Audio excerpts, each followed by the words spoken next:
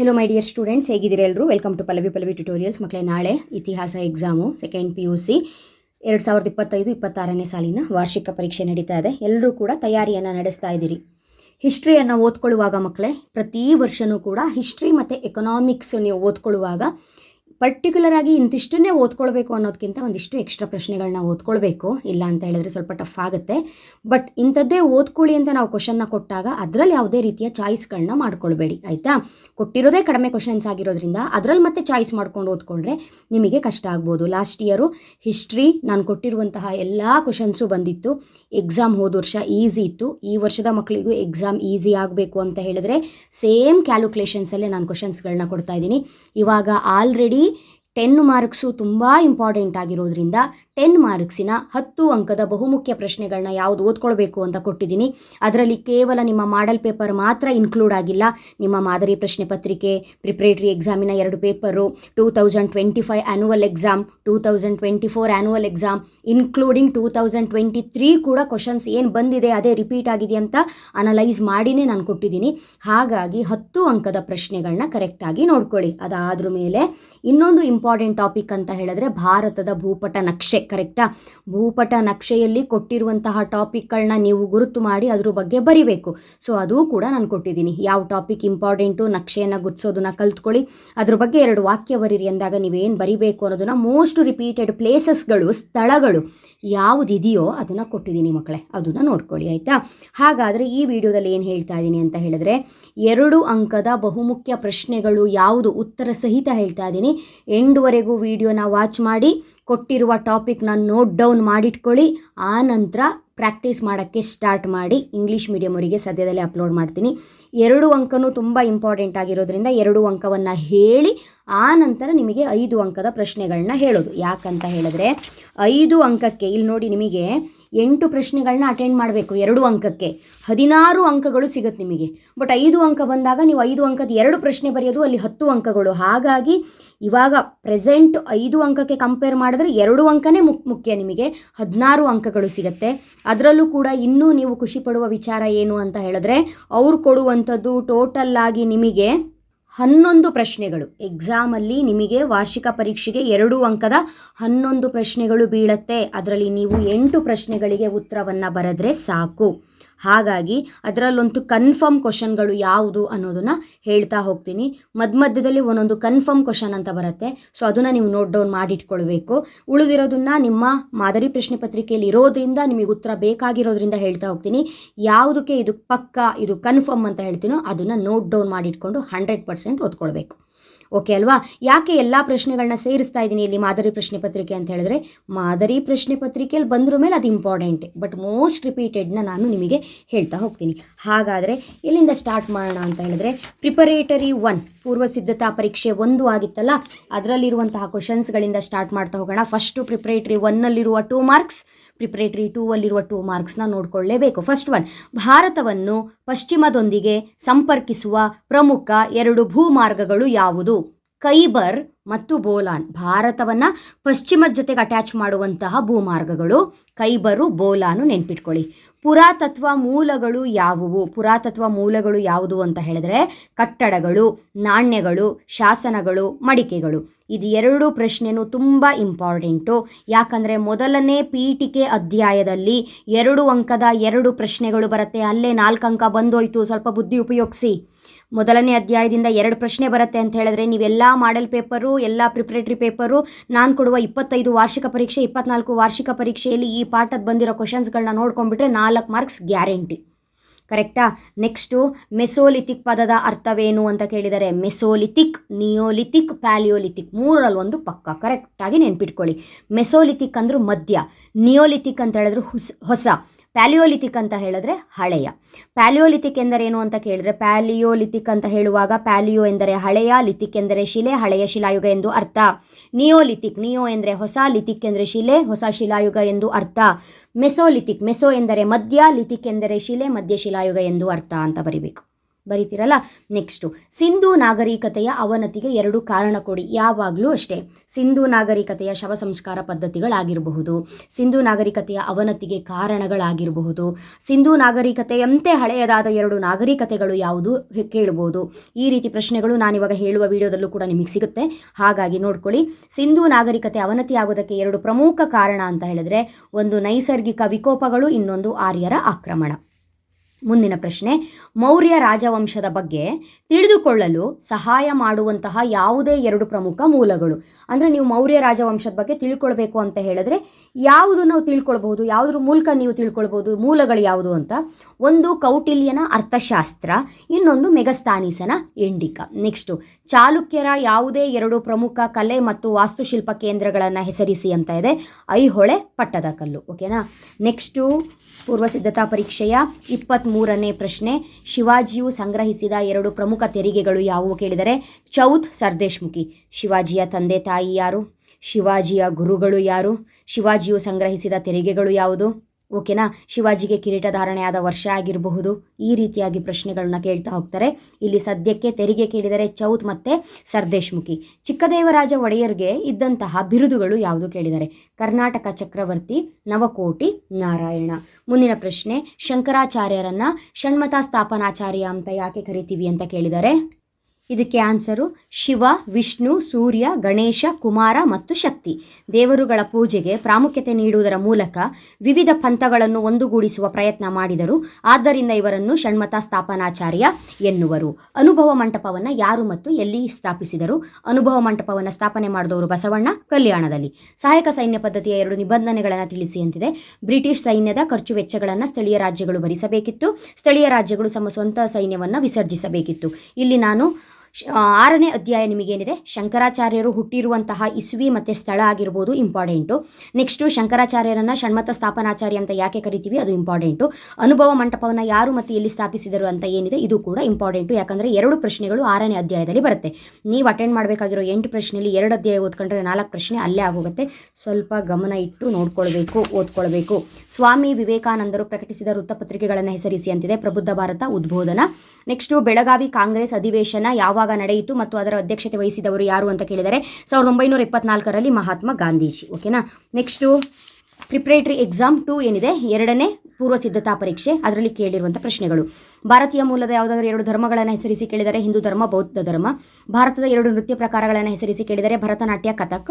Palaeolithic ಪದದ ಅರ್ಥವೇನು ಕೇಳಿದರೆ, ಪ್ಯಾಲಿಯೋ ಎಂದರೆ ಹಳೆಯ, ಲಿಥಿಕ್ ಎಂದರೆ ಶಿಲೆ, ಹಳೆಯ ಶಿಲಾಯುಗ ಎಂದು ಅರ್ಥ.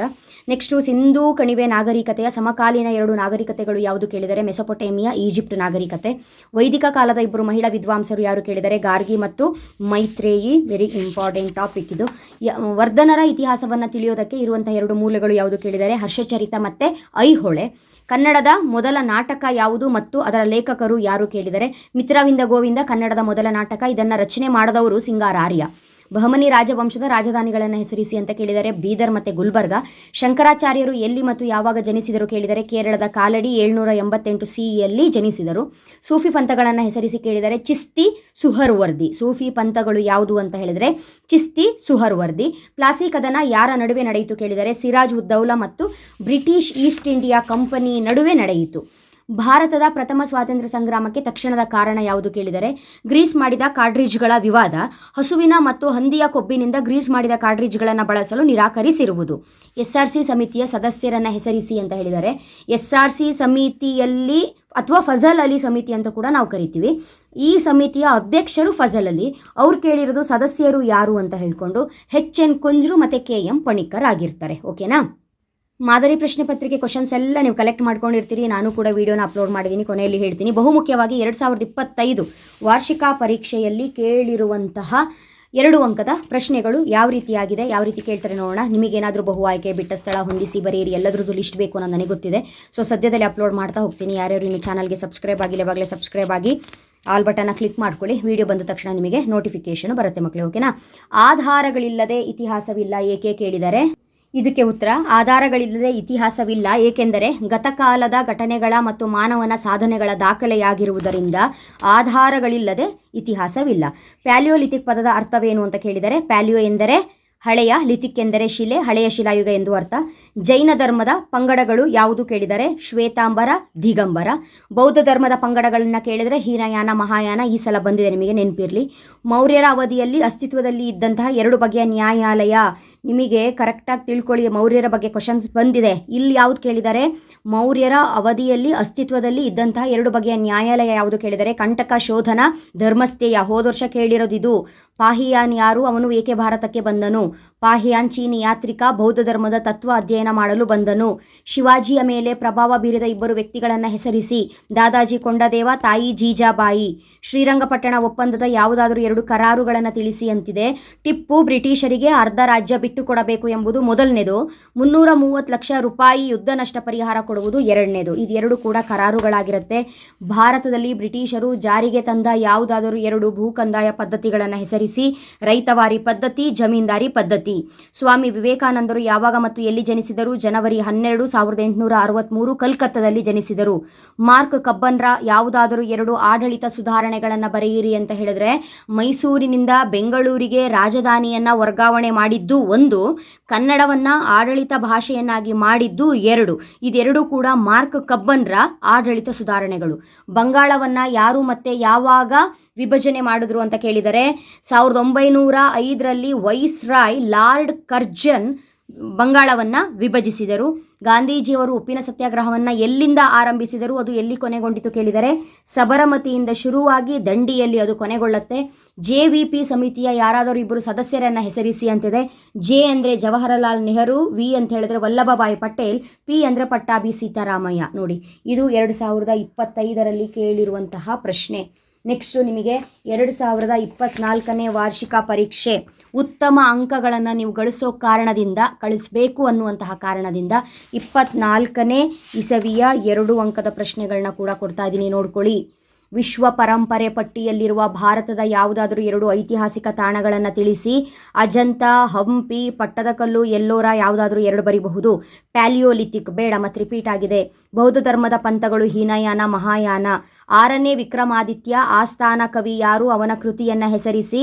6ನೇ ವಿಕ್ರಮಾದಿತ್ಯನ ಆಸ್ಥಾನ ಕವಿ ಬಿಲ್ಹಣ, ಅವನ ಕೃತಿ ವಿಕ್ರಮಾಂಕ ದೇವಚರಿತ. ಮೊಹಮ್ಮದ್ ಬಿನ್ ತೊಗ್ಲಕ್ ರಾಜಧಾನಿಯನ್ನು ವರ್ಗಾವಣೆ ಮಾಡಿದ್ದಕ್ಕೆ ಯಾವುದಾದರೂ 2 ಕಾರಣಗಳನ್ನು ತಿಳಿಸಿ. ಇದಕ್ಕೆ ಕಾರಣ ಮಂಗೋಲರ ದಾಳಿಯಿಂದ ರಾಜಧಾನಿ ದೆಹಲಿಯನ್ನು ರಕ್ಷಿಸುವುದು, ರಾಜಧಾನಿಯನ್ನು ರಾಜ್ಯದ ಕೇಂದ್ರದಲ್ಲಿ ಸ್ಥಾಪಿಸುವುದು. ನೆಕ್ಸ್ಟು ಶಿವಾಜಿಯ ಮೇಲೆ ಪ್ರಭಾವ ಬೀರಿದ 2 ವ್ಯಕ್ತಿಗಳು ಯಾರು? ದಾದಾಜಿ ಕೊಂಡದೇವ, ಗುರು ತಾಯಿ ಜೀಜಾಬಾಯಿ. ಇಲ್ಲಿ ನೋಡಿ, ದಾದಾಜಿ ಕೊಂಡದೇವ, ಗುರು ತಾಯಿ ಜೀಜಾಬಾಯಿ ಶಿವಾಜಿಯ ಮೇಲೆ ಪ್ರಭಾವ ಬೀರಿದವರು. ಈ ಕ್ವಶನ್ ಎಷ್ಟು ಸಲ ರಿಪೀಟ್ ಆಗ್ತಿದೆ ಅನ್ನೋದ್ರ ಮೇಲೆ ಗಮನ ಇರಲಿ. ಮತ್ತು ಶಿವಾಜಿಯು ಸಂಗ್ರಹಣೆ ಮಾಡ್ತಾ ಇದ್ದಂತಹ ತೆರಿಗೆ ಕೂಡ ಇಂಪಾರ್ಟೆಂಟು. ಕನ್ನಡದ ಪ್ರಥಮ ನಾಟಕ ಎಗೈನ್ ಬಂದಿದೆ. ಮಿತ್ರವಿಂದ ಗೋವಿಂದ. ಕರ್ತೃ ಯಾರು? ಸಿಂಗಾರಾರ್ಯ. ಭಾರತದಲ್ಲಿ ಪೋರ್ಚುಗೀಸರ ಯಾವುದಾದ್ರೂ 2 ವ್ಯಾಪಾರಿ ಕೇಂದ್ರಗಳನ್ನು ಹೆಸರಿಸಿ. ಗೋವಾ, ದಿಯು, ದಮನ್, ಬಾಂಬೆ. ಬ್ರಹ್ಮ ಸಮಾಜ ಸ್ಥಾಪನೆಗೊಂಡಿದ್ದು ಎಲ್ಲಿ ಮತ್ತು ಯಾವ ವರ್ಷ ಕೇಳಿದರೆ 1828 ಕಲ್ಕತ್ತಾದಲ್ಲಿ. ಮತ್ತೆ JVP ರಿಟರ್ನ್ ಆಗಿದೆ. ನಾನು ರಿಪೀಟು ಮತ್ತೆ ನಾನು ಹೇಳೋದಿಲ್ಲ. JVP ಸಮಿತಿಯ ಸದಸ್ಯರು ಯಾರು ಅಂತ ನೋಡಿ. 24ನೇ ಪೇಪರು ಹೇಳಿದ್ನ. ಸೊ ಇವಾಗ ನಿಮಗೊಂದು ಐಡಿಯಾ ಬರ್ತಾ ಇದೆ, ಓಹೋ ಈ ಕ್ವಶನ್ಸ್ಗಳೆಲ್ಲ ರಿಪೀಟ್ ಆಗ್ತಾ ಇದೆ, ಹಾಗಾದರೆ ನಾವು ಇದನ್ನು ಕರೆಕ್ಟಾಗಿ ಓದ್ಕೊಳ್ಬೇಕು ಅನ್ನೋದು ನಿಮಗೆ ಗೊತ್ತಾಗ್ತಾ ಇದೆ ಅಲ್ವಾ ಮಕ್ಕಳೇ? ಹಾಗಾದರೆ ಎಲ್ಲವನ್ನು ನೋಡಿಕೊಂಡು ನಾವು ಮಾಡೆಲ್ ಪೇಪರ್ನ ಬಿಡೋ ಚಾನ್ಸೇ ಇಲ್ಲ, ಬಿಡೋದು ಕೂಡ ಬೇಡ. ಇಲ್ಲಿ ನೋಡ್ಕೊಳ್ಳಿ, ಇವಾಗ ನೀವೇನೇನು ಕ್ವಶನ್ ನೋಡಿದ್ರೋ ಅದೆಲ್ಲ ಇಲ್ಲಿ ಮೋಸ್ಟ್ ಮತ್ತೆ ರಿಪೀಟ್ ಬಂದಿದೆಲ್ಲ ಇಂಪಾರ್ಟೆಂಟೇ. ಭಾರತದ 2 ಇತರೆ ಹೆಸರುಗಳನ್ನು ತಿಳಿಸಿ ಅಂತ ಇದೆ. ಉತ್ತರ ಇಂಡಿಯಾ, ಹಿಂದೂಸ್ತಾನ, ಭರತವರ್ಷ, ಭರತಖಂಡ, ಜಂಬೂದ್ವೀಪ ಯಾವುದಾದ್ರೂ 2 ಬರಿಬಹುದು. ನೆಕ್ಸ್ಟು 2ನೇ ಪ್ರಶ್ನೆ, ಭಾರತದಲ್ಲಿ ಉದಯಿಸಿರುವ ಯಾವುದಾದ್ರೂ 2 ಪ್ರಮುಖ ಧರ್ಮಗಳನ್ನು ಹೆಸರಿಸಿ ಅಂತ ಕೇಳಿದರೆ ಹಿಂದೂ ಧರ್ಮ, ಜೈನ ಧರ್ಮ, ಬೌದ್ಧ ಧರ್ಮ. ಇದು ರಿಪೀಟ್ ಕ್ವಶನ್ನು, ನೆನಪಿರಲಿ. ನೆಕ್ಸ್ಟು ಪ್ಯಾಲಿಯೋಲಿಥಿಕ್ ಪದದ ಅರ್ಥವೇನು? ಸಿಂಧು ನಾಗರಿಕತೆಯ ಶವ ಸಂಸ್ಕಾರ ಪದ್ಧತಿಗಳನ್ನು ಹೆಸರಿಸಿ ಅಂತ ಹೇಳಿದರೆ ಹೂಳುವುದು, ಸುಡುವುದು, ಇದು ಶವ ಸಂಸ್ಕಾರ ಪದ್ಧತಿಗಳು. ಗೊಮ್ಮಟೇಶ್ವರ ವಿಗ್ರಹವನ್ನು ಪ್ರತಿಷ್ಠಾಪಿಸಿದರು ಯಾರು ಮತ್ತು ಎಲ್ಲಿ? Important question. ವಿಷ್ಣುವರ್ಧನನ ಯಾವುದಾದ್ರೂ 2 ಬಿರುದುಗಳನ್ನು ತಿಳಿಸಿ. ತಲಕಾಡುಗೊಂಡ, ಕಂಚಿಗೊಂಡ. ಇಂಡೋ ಇಸ್ಲಾಮಿಕ್ ಶೈಲಿಯ ಯಾವುದಾದ್ರೂ 2 ಲಕ್ಷಣಗಳನ್ನು ತಿಳಿಸಿ. ಗುಮ್ಮಟಗಳು, ಕಮಾನುಗಳು, ಮಿನಾರ್ಗಳು ಯಾವುದಾದ್ರೂ ಬರೀಬಹುದು. ತಾಜ್ ಮಹಲ್ ಕಟ್ಟಿಸಿದವರು ಯಾರು ಮತ್ತು ಅದು ಎಲ್ಲಿದೆ? ಶಹಜಹಾನ್, ಆಗ್ರಾ. ಶಂಕರಾಚಾರ್ಯರನ್ನು ಷಣ್ಮತ ಸ್ಥಾಪನಾಚಾರ್ಯ ಅಂತ ಯಾಕೆ ಕರಿತೀವಿ? ಆಗಿದೆ. ಅನುಭವ ಮಂಟಪವನ್ನು ಸ್ಥಾಪನೆ ಮಾಡಿದವರು ಯಾರು ಮತ್ತು ಎಲ್ಲಿ? ಕಪ್ಪು ಕೋಣೆ ದುರಂತ ಎಂದರೇನು?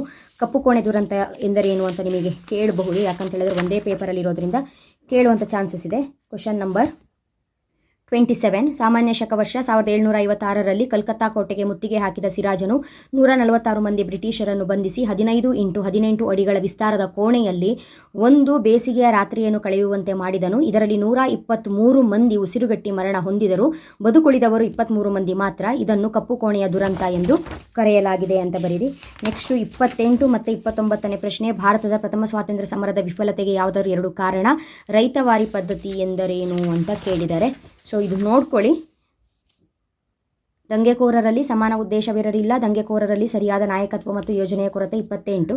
29 ರೈತವಾರಿ ಅಂತ ಬಂದಾಗ ರೈತನೇ ಭೂಮಾಲೀಕ, ಯಾವುದೇ ಮಧ್ಯವರ್ತಿಗಳಿಲ್ಲದೆ ರೈತರೇ ನೇರವಾಗಿ ಸರ್ಕಾರಕ್ಕೆ ಕಂದಾಯ ಸಲ್ಲಿಸುವ ಪದ್ಧತಿಯೇ ರೈತವಾರಿ ಪದ್ಧತಿ. ನಿಗದಿತ 50ರಷ್ಟು ಭೂ ಕಂದಾಯವನ್ನು ಸರ್ಕಾರಕ್ಕೆ ನೀಡಬೇಕಾಗಿತ್ತು ಅನ್ನೋದನ್ನು ಬರಿಬೇಕು.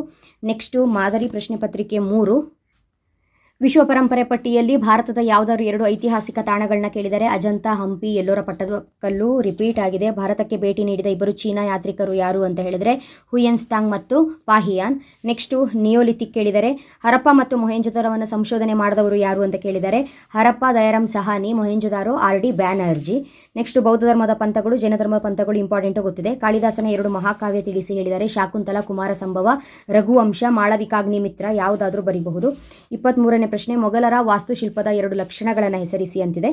ಇದು ರಿಪೀಟು. ಗೊಮ್ಮಟಗಳು, ಸ್ತಂಭಗಳು, ಕಮಾನುಗಳು, ಮಿನಾರ್ಗಳು ರಿಪೀಟ್ ಆಗಿದೆ. ಮತ್ತೆ ಶಿವಾಜಿಯು ಸಂಗ್ರಹಿಸುತ್ತಿದ್ದಂಥ ತೆರಿಗೆ ಗೊತ್ತಿದೆ. ಮಧ್ವಾಚಾರ್ಯರು ಯಾವ ವರ್ಷ ಮತ್ತು ಎಲ್ಲಿ ಜನಿಸಿದರು ಕೇಳಿದರೆ ಮಧ್ವಾಚಾರ್ಯರು ಶಂಕರಾಚಾರ್ಯರು ಬರ್ತಾ ಇದೆ, ಕರೆಕ್ಟಾಗಿ ನೋಡ್ಕೊಳ್ಬೇಕು. ಮಧ್ವಾಚಾರ್ಯರು ಸಾಮಾನ್ಯ ಶಕವರ್ಷ 1238 ಉಡುಪಿ ಬಳಿಯ ಪಾಜಕದಲ್ಲಿ ಜನಿಸಿದರು. ಭಕ್ತಿ ಚಳುವಳಿಯ ಪ್ರಮುಖ ಅಂಶಗಳೇನು ಕೇಳಿದರೆ ಭಕ್ತಿ, ಸಾಮಾಜಿಕ ಸಮಾನತೆ, ಧಾರ್ಮಿಕ ಸಾಮರಸ್ಯ, ಲಿಂಗ ಸಮಾನತೆ. ನೆಕ್ಸ್ಟು 27ನೇದು, ಇದು ವೆರಿ ಇಂಪಾರ್ಟೆಂಟು. ಸ್ವಾಮಿ ವಿವೇಕಾನಂದ ಪ್ರಕಟಿಸಿದ ಪತ್ರಿಕೆಗಳು ಪ್ರಬುದ್ಧ ಭಾರತ, ಉದ್ಬೋಧನ. ಅದೇ ರೀತಿಯಾಗಿ ಮೈಸೂರಿನ 2 ಪ್ರಮುಖ ಕಮಿಷನರ್ಗಳು ಯಾರು ಅಂತ ಕೇಳಿದರೆ ಕಮಿಷನರ್ಗಳು ಮಾರ್ಕ್ ಕಬ್ಬನ್, ಲೂಯಿಸ್ ಬೆಂತಾಮ್ ಬೌರಿಂಗು. ಕೊನೆಯದಾಗಿ 29ನೇ ಪ್ರಶ್ನೆ, ತೀವ್ರಗಾಮಿ ನಾಯಕರಲ್ಲಿ ಯಾರಾದರೂ 2 ಹೆಸರಿಸಿ ಅಂತ ಹೇಳಿದರೆ ಬಾಲ ಗಂಗಾಧರ ತಿಲಕ್, ಲಾಲಾ ಲಜಪತ್ ರಾಯ್, ಬಿಪಿನ್ ಚಂದ್ರಪಾಲ್. ಯಾವುದಾದರೂ 2 ಭಾರತೀಯ ನೃತ್ಯ ಪ್ರಕಾರಗಳನ್ನು ಹೆಸರಿಸಿ ಅಂತ ಕೇಳಿದರೆ ಭರತನಾಟ್ಯ, ಕುಚಿಪುಡಿ. ಕವಿರಾಜ ಮಾರ್ಗ ಪ್ರಕಾರ ಕರ್ನಾಟಕದ ಮೇರೆ ಎಲ್ಲಿಂದ ಎಲ್ಲಿಯವರೆಗೆ ವಿಸ್ತಾರವಾಗಿತ್ತು ಕೇಳಿದರೆ ಕವಿರಾಜ ಮಾರ್ಗದ ಪ್ರಕಾರ ಕರ್ನಾಟಕವು ದಕ್ಷಿಣದಲ್ಲಿ ಕಾವೇರಿ ನದಿಯಿಂದ ಉತ್ತರದಲ್ಲಿ ಗೋದಾವರಿವರೆಗೂ ವಿಸ್ತರಿಸಿತ್ತು. ಮೆಸೋಲಿಥಿಕ್ ಗೊತ್ತಿದೆ. ಸಿಂಧು ನಾಗರಿಕತೆಯ ಅಂತ್ಯಕ್ಕೆ ಕಾರಣ ಗೊತ್ತಿದೆ. ಮಹಾಪರಿತ್ಯಾಗ ಅಂತ ಹೇಳಿದ್ರೆ ಬುದ್ಧನ ಬಗ್ಗೆ ನೀವು ಮಹಾಪರಿತ್ಯಾಗ ಕಾನ್ಸೆಪ್ಟ್ ಏನು ಓದಿರ್ತೀರಿ ಅದನ್ನೇ ಬರೆಯೋದು. ಗುಪ್ತರ ಇತಿಹಾಸ ತಿಳಿಯಲು ಸಹಾಯಕವಾಗಿರುವ ಯಾವುದಾದ್ರು 2 ಪ್ರಮುಖ ಮೂಲಾಧಾರಗಳು ಅಲಹಾಬಾದ್ ಸ್ತಂಭಶಾಸನ, ಕಾಳಿದಾಸನ ಕೃತಿಗಳು. ಅಲಹಾಬಾದ್ ಸ್ತಂಭಶಾಸನ, ಕಾಳಿದಾಸನ ಕೃತಿಗಳು. ನೆಕ್ಸ್ಟು 2ನೇ ತರೈನ್ ಯುದ್ಧ ಯಾರ ನಡುವೆ ನಡೆಯಿತು? ಶಿವಾಜಿಯ ಮೇಲೆ ಪ್ರಭಾವ ಬೀರಿದ 2 ವ್ಯಕ್ತಿಗಳು. ಶಂಕರಾಚಾರ್ಯರು ಎಲ್ಲಿ ಮತ್ತು ಯಾವಾಗ ಜನಿಸಿದರು? 2 ಸೂಫಿ ಪಂಥಗಳನ್ನು ಹೆಸರಿಸಿ. ರಿಪೀಟ್ ಆಗಿದೆ ಪ್ರಶ್ನೆ. ದಯಾನಂದ ಸರಸ್ವತಿಯವರ ತಂದೆ ತಾಯಿಗಳನ್ನು ಹೆಸರಿಸಿ. ತಂದೆ ಕೃಷ್ಣಾಜಿ ತಿವಾರಿ, ತಾಯಿ ಯಶೋದಾ ಬಾಯಿ. ವಿಶ್ವೇಶ್ವರಯ್ಯನವರ ಯಾವುದಾದ್ರೂ 2 ಕೃತಿಗಳನ್ನು ಹೆಸರಿಸಿ ಅಂತ ಕೇಳಿದರೆ ಕೃತಿಗಳು planned economy for India, reconstructing India. ಕೊನೆ ಪ್ರಶ್ನೆ, ರಾಜ್ಯ ಪುನರ್ವಿಂಗಡಣಾ ಸಮಿತಿಯ ಯಾರಾದರೂ 2 ಸದಸ್ಯರನ್ನು ತಿಳಿಸಿ ಅಂತ ಕೇಳಿದರೆ ಫಜಲ್ ಅಲಿ ಅಧ್ಯಕ್ಷರು, HN ಕುಂಜ್ರು ಸದಸ್ಯರು, KM ಪಣಿಕ್ಕರ್ ಸದಸ್ಯರು. ರಾಜ್ಯಗಳ ಪುನರ್ವಿಂಗಡಣಾ ಸಮಿತಿ ಅಂತ ಹೇಳಿದ್ರೆ ಫಜಲ್ ಅಲಿ ಆಯೋಗ. ಓಕೆನಾ? ಇದಿಷ್ಟು 2 ಅಂಕಕ್ಕೆ ಸಂಬಂಧಪಟ್ಟಂತಹ ಬಹುಮುಖ್ಯ ಪ್ರಶ್ನೆಗಳು. ಯಾವ ರೀತಿಯಾಗಿ ನಿಮ್ಮ ವಾರ್ಷಿಕ ಪರೀಕ್ಷೆಗೆ ಇಂಪಾರ್ಟೆಂಟ್ ಆಗಿ ಬರುತ್ತೋ ಆ ರೀತಿಯಾಗಿ ಪ್ರಶ್ನೆಗಳನ್ನ ನಾನು ಕೊಡ್ತಾ ಹೋಗ್ತೀನಿ. ಅದೇ ಪೇಪರ್ನೇ ಫಸ್ಟ್ ಕೊಟ್ಟಿದ್ದೀನಿ. ಪ್ರಿಪ್ರೇಟ್ರಿ 1 and 2 ಕೊಟ್ಟು 25 ಆ್ಯನುವಲ್ ಕೊಟ್ಟು 24 ಆ್ಯನುವಲ್ ಕೊಟ್ಟು ಆಮೇಲೆ ಮಾದರಿ ಪ್ರಶ್ನೆ ಪತ್ರಿಕೆಗಳನ್ನ ಯಾವ್ದ್ಯಾವ್ದು ಇಂಪಾರ್ಟೆಂಟ್ ಇದೆಯೋ ಅದನ್ನು ನಾನು ಹೇಳ್ಕೊಂಡು ಹೋಗಿದ್ದೀನಿ ಇಂಪಾರ್ಟೆಂಟ್ ಅಂತ. ಸೊ ಗಮನ ಇಟ್ಟು ಓದ್ಕೊಳ್ಳಿ. ಸೊ ವಿಡಿಯೋ ಲೆಂತಿ ಆಗಿದೆ, ಬಟ್ ಎಂಡ್ವರೆಗೂ ವಾಚ್ ಮಾಡಿದರೆ ಇಂಪಾರ್ಟೆಂಟ್ ಟಾಪಿಕ್ಗಳು ನಿಮಗೆ ಖಂಡಿತ ಅನಲೈಸ್ ಆಗಿರುತ್ತೆ ಯಾವುದು ಅಂತ ಹೇಳ್ಕೊಂಡು. ನೆಕ್ಸ್ಟ್ ವಿಡಿಯೋದಲ್ಲಿ ಇನ್ನೊಂದು ಬಹುಮುಖ್ಯ ಟಾಪಿಕ್ ಒಂದಿಗೆ ಮತ್ತೆ ಸಿಗ್ತೀನಿ. ಅಲ್ಲಿವರೆಗೂ ಚೆನ್ನಾಗಿ ಓದ್ಕೊಳ್ಳಿ. Thank you. All the best.